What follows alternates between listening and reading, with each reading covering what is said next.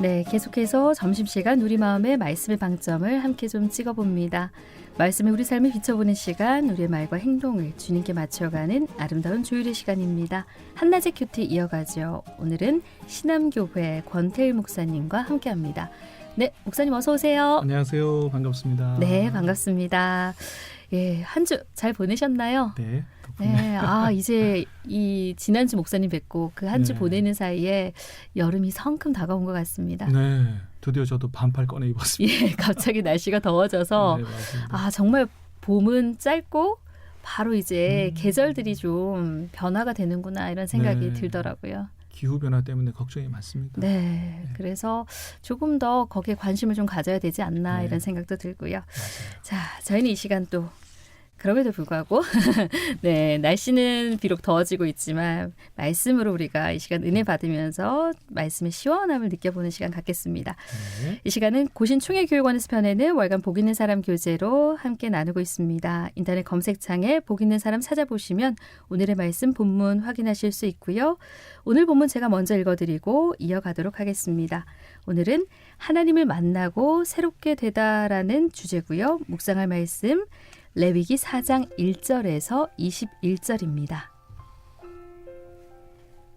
여호와께서 모세에게 말씀하여 이르시되 이스라엘 자손에게 말하이르라 누구든지 여호와의 계명 중 하나라도 그릇 범하였으되 만일 기름 부음을 받은 제사장이 범죄하여 백성의 허물이 되었으면 그가 범한 죄로 말미암아 흠없는 수송아지로 속죄 제물을 삼아 여호와께 드릴지니 그 수송아지를 회막 문 여호와 앞으로 끌어다가 그 수송아지의 머리에 안수하고 그것을 여호와 앞에서 잡을 것이요 기름 부음을 받은 제사장이 그 수송아지의 피를 가지고 회막에 들어가서 그 제사장의 손가락에 그 피를 찍어 여호와 앞 곧 성소의 휘장 앞에 7번 뿌릴 것이며 제사장은 또 그 피를 여호와 앞 곧 회막 안 향단 뿔들에 바르고 그 송아지의 피 전부를 회막문 앞 번제단 밑에 쏟을 것이며 또 그 속죄 제물이 된 수송아지의 모든 기름을 떼어낼지니 곧 내장에 덮인 기름과 내장에 붙은 모든 기름과 두 콩팥과 그 위의 기름 곧 허리 쪽에 있는 것과 간에 덮인 거풀을 콩팥과 함께 떼어내되 화목제 제물의 소에게서 떼어냄 같이 할 것이요 제사장은 그것을 번제단 위에서 불사를 것이며 그 수송아지의 가죽과 그 모든 고기와 그것의 머리와 정강이와 내장과 똥 곧 그 송아지의 전체를 진영 바깥에 버리는 곳인 정결한 곳으로 가져다가 불로 나무 위에서 사르되 곧 재버리는 곳에서 불사를 지니라. 네, 목사님 오늘 레위기 4장 1절에서 21절 말씀 가운데 12절까지 낭독해 드렸는데요. 네. 이 말씀 어떤 말씀인지 나눠보면서 네. 또 묵상해 보도록 할까요? 그래요. 요즘에 우리 성도님들 레위기 묵상하시느라고 머리 좀 많이 아프실 것 같은데. 예, 저희가 수요일 어제까지 네. 번제, 소제, 화목제 말씀을 네, 이제 네, 묵상을 네. 했는데요. 네. 레위기 말씀 사실 쉽지 않은 말씀이어서 그렇죠. 예, 그 의미가 어떤 의미를 가지고 있는지 네. 계속해서 이제 질문을 하게 되더라고요. 그래요. 네. 사실 이제 성경을 제대로 배우지 못한 성도님들은 레위기가 굉장히 어렵게 느껴질 겁니다. 네. 그래서 오죽하면 성경 통도가 다 수면제가 네. 레위기다 이제 이런 말도 있는데, 근데 사실은 잘 배워보면 레위기만큼 메시지가 명확한 데도 없어요. 네. 그리고 그 유대인들의 경우는 네. 가장 어린 아이에게 성경을 가르칠 때 제일 먼저 가르치는 게 레위기입니다. 그만큼 중요한 책이고 네. 또 어렵지 않은 책이라는 거거든요. 네. 근데 이제까지 제대로 배워본 적이 없기 때문에 어려운데 그 각각의 이제 5가지 제사의 의미가 너무나 분명한데 뭐 오늘 다 나눌 수는 없고 네. 오늘 네 번째 속죄제인데 속죄제도 그 제가 설명해드리지 않으면 의미를 알기가 어려우셨을 거예요. 네. 그래서 목사님 네. 말씀하신 것처럼 성경을 읽을 때 네, 네. 혼자 읽을 때는 네. 항상 창세기, 출애굽기, 레위기에서 이제 그렇죠. 넘어지게 되는 그런 단계가 그 의미들이 분명히 안다면은 하나님 이런 메시지를 우리에게 주시는구나 생각을 할 텐데 그 의미를 잘 몰라서 그렇습니다. 더욱더 어렵게 느껴지는 게 아닌가라는 생각이 듭니다. 기회가 되면 꼭 레위기를 배우시도록 네. 권유해드리고요. 레위기를 정확히 알아야 예수님의 십자가의 대속의 은혜를 아주 분명하게 알게 되거든요. 네. 자, 오늘 속죄제를 좀 볼 텐데요. 사실 이 속죄제라고 하는 말은 히브리 하타트라고 하는 명사에서 이렇게 번역을 한 거거든요. 네. 근데 좀 죄송하지만 번역이 조금 부족한 번역이에요. 본문의 의미를 잘 살리지 못한 번역입니다. 네. 사실 이것은 조금 더 본문의 의미를 정확히 살리는 번역이라고 하면 정화제, 정결제, 깨끗이 하는 네. 그런 제사를 의미하는 게 속죄제거든요. 왜냐하면 속죄제라고 하는 뜻은 죄를 속하는 제사다 그러거든요. 네. 근데 사실은 동물의 피로 드리는 제사, 번제도 그렇고요. 네. 속건제도 그렇고요. 죄를 용서하는 기능이 다 있어요. 그래서 속죄제만 죄를 용서하는 기능을 가진 게 아니거든요. 근데 이걸 속죄제, 네 번째 제사를 속죄제라 그러니까 이 제사만 오히려 죄를 속하게 되는 것처럼 네. 오해하는 경우도 있어요. 그래서 이 제사는 사실은 속죄제라기보다는 정화제, 정결제 이렇게 번역하는 게 좋은 번역이다라고 보여집니다. 네. 왜 그러냐면 금방도 말씀드렸던 것처럼 이 속죄제는 히브리어 명사 하타트에서 이렇게 번역이 된 건데 네. 이 하타트라는 명사는 하타라고 하는 죄를 짓다라고 하는 동사에서 파생된 말이에요. 네. 근데 이 하타라고 하는 동사는 다른 형태를 취하면 히테라고 하는 히브리어 문법을 설명 지금 하기로 할 수는 없습니다만 그런 형태를 취하면 죄를 깨끗이 하다 이런 의미도 있어요. 네. 그래서 하타트라는 명사 안에는 죄를 짓다라는 의미도 포함되어 있지만 네. 죄를 깨끗이 하다는 의미도 포함되어 있어요. 그런데 오늘 본문을 잘 읽어보면 이 하타트라는 제사는 죄를 깨끗이 하는 제사란 말이에요. 네. 그래서 죄를 깨끗이 하는 정화제, 정결제 이렇게 번역하는 것이 훨씬 본문의 의미를 잘 살린 그런 번역이라고 할 수가 있어요. 네. 네.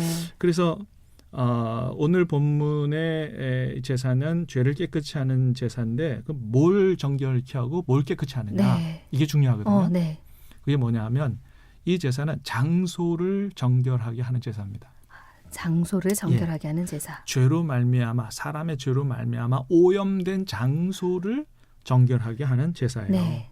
그래서 이 제사를 보면 이제 동물의 피를 가지고 어디에 뿌리냐 하면 지성소 휘장에 뿌리고 네. 또 향단 뿔에 바르고 네. 또 번제단 뿔에 바르고 그 이제 속죄제 제사를 오늘은 사실은 그 속죄제 제사 네 가지를 설명한 것 중에 그 기름 부음 받은 대제사장의 죄를 지었을 네. 경우에 죄를 어떻게 처리하느냐 이제 요 문제만 우리가 읽었거든요. 네. 그래서 13절부터 나오는 것은 온 회중에 네. 죄를 지었을 때 이 그 더러워진 장소 어떻게 정결케 하느냐. 그다음에 족장 내일 보시게 될. 네. 그다음에 평민 이렇게 나와요.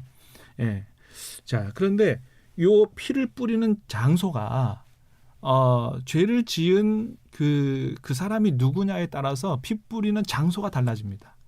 왜냐하면 이제 오늘 읽은 대제사장의 경우는 지성소 휘장에 피를 뿌리라 그러고요. 네. 그게 몇 절에 있죠?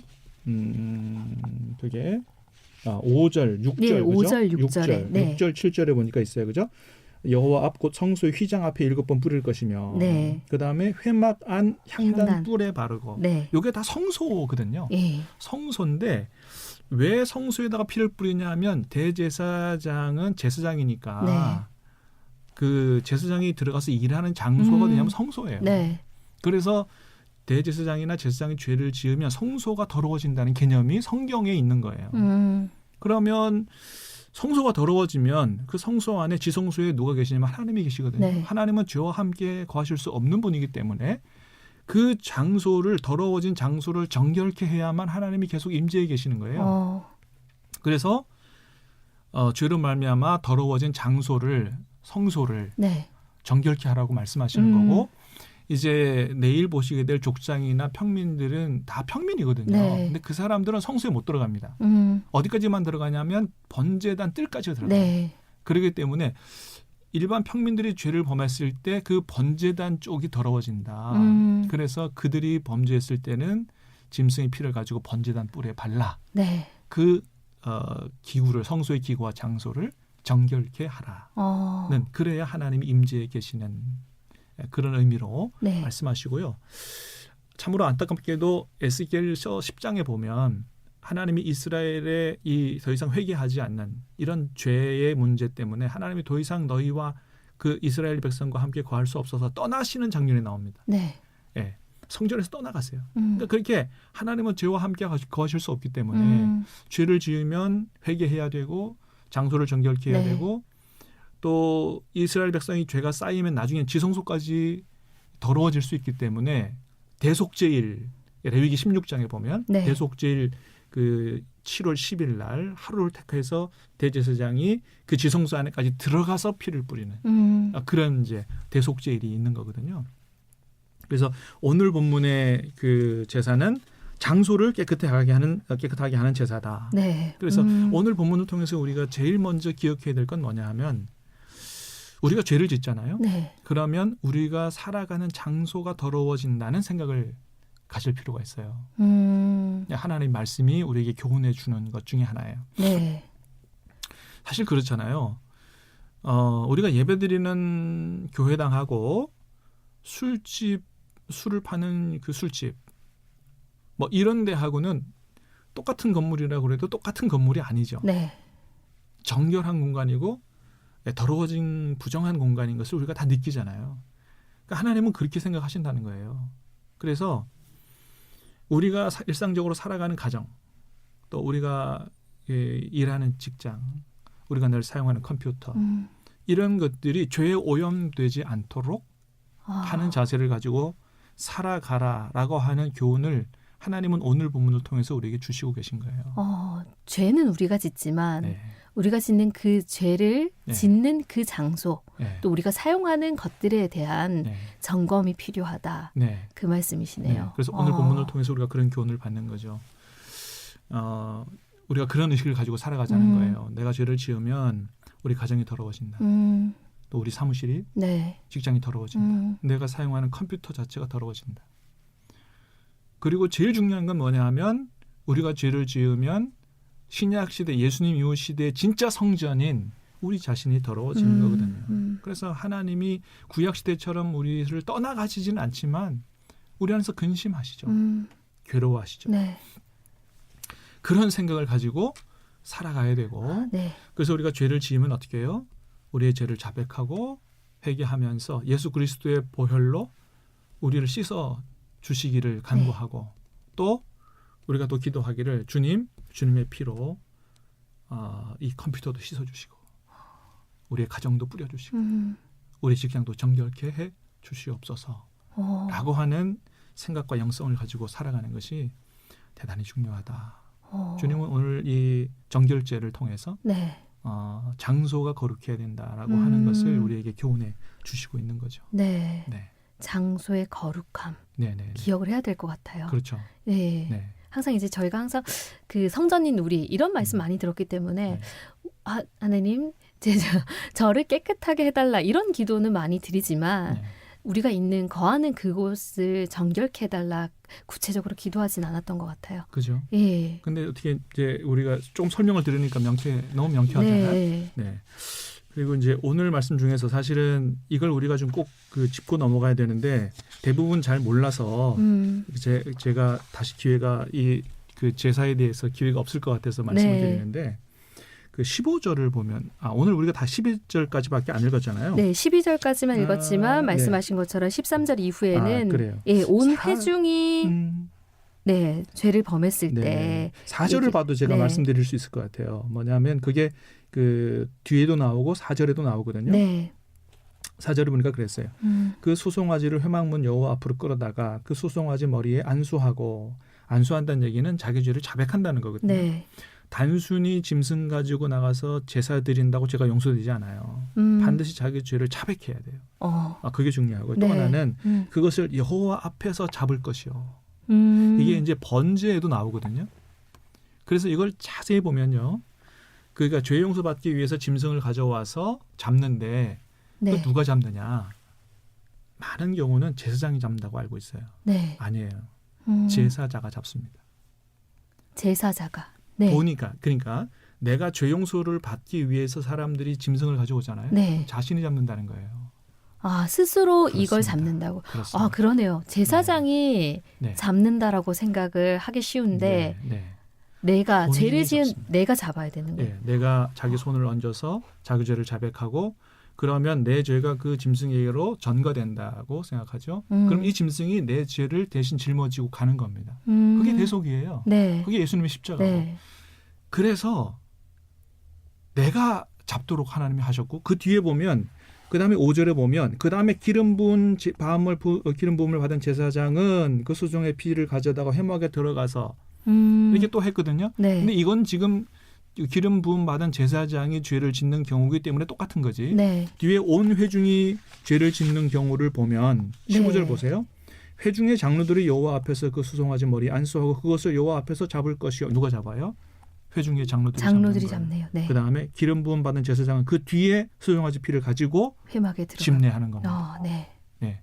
그래서 번제도 자세히 보면 자기가 잡습니다.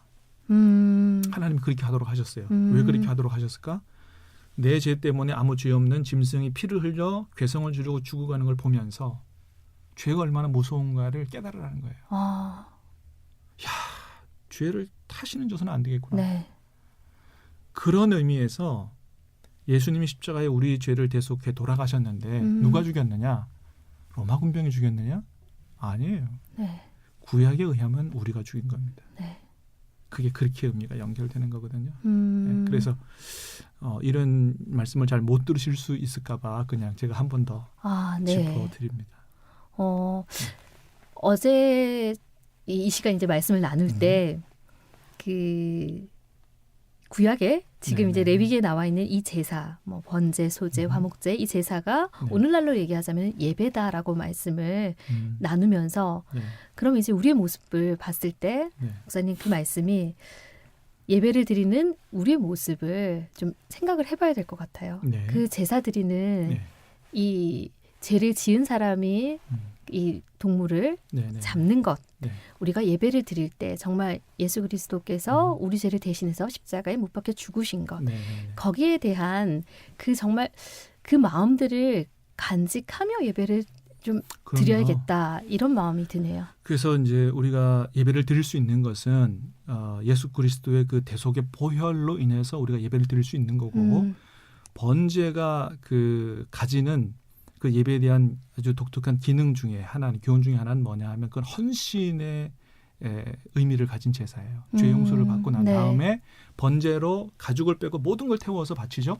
그래서 헌신 온전히 그 다음에는 죄 용서 받은 사람은 온전히 하나님 앞에 헌신하는 하라고 하는 그것을 그 맹세하고 드리는 결단하고 드리는 이런 네. 제사가 번제고요. 두 번째 소제는 충성을 의미합니다. 네. 뭐 일일이 설명을 다 드릴 수 있으면 좋은데 네. 충성을 의미하고요. 그다음에 화목제는 믿음의 형제들 간의 화목입니다. 네. 드린 재물을 다시 가져와서 나누잖아요. 네. 그리고 뭐 큰 그 수송아지 같은 거를 막 하루 아침에 다 먹어라. 이튿날까지 남기거나 3일까지 남기면 죄가 된다. 그렇게 하려면 수송아지 혼자는 자기 혼자 다 못 먹습니다. 될 수 있으면 많은 사람을 불러다가 그래서 이웃과 함께 사랑과 화평을 가지고 살아가라. 네 번째 이런 그 속죄제는 뭐예요? 그 우리의 예배가 예배당에서만 머물지 말고 삶의 현장에 네. 이루어져야 된다. 그다음에 다섯 번째 속건제사는 손해를 끼치면 5배 배상하라. 네. 그냥 한 배 뭐 내가 500원어치 아니면 5만 원어치 폐를 끼쳤으니까 5만 원 보상하면 된다라고 하지만 하나님의 생각은 그렇지 않습니다. 왜냐하면 그 사람의 상한 마음도 생각하는 네. 거예요. 충분히 보상해서 마음의 상처를 치료해라. 이런 의미가 담긴 제사가 5가지 제사죠. 네. 오늘 목사님과 레위기 4장 1절에서 21절 이제 속죄제에 대한 말씀을 나눴는데 우리가 알고 있는 죄를 속해주는 그런 제사의 의미보다는 장소를 정결하게 하는 제사다. 그래서 우리가 우리의 삶의 자리에서 우리가 정말 끊임없이 우리의 삶을 돌아보면서 점검해야 된다라는 그 말씀으로 또 기억하면서 오늘 마무리하도록 하겠습니다. 네, 지금까지 한낮의 큐티 신암교회 권태일 목사님과 이야기 나눴습니다. 오늘도 귀한 말씀 감사합니다. 감사합니다.